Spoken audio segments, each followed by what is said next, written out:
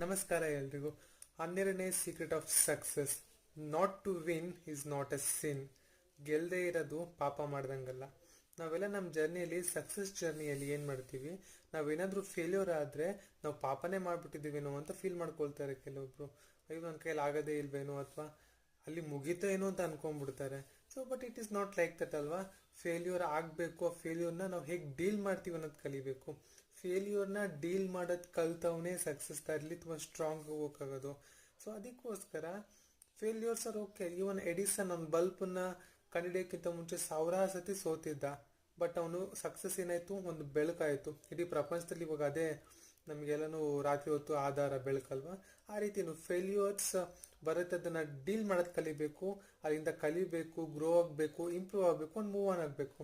So ಇದಾಗ ಸಾಧ್ಯ ಯಾವಾಗ ನೀವು ಅನ್ಕೋತಿರಲ್ಲ, the secret not to win is not a sin ಅಂತ.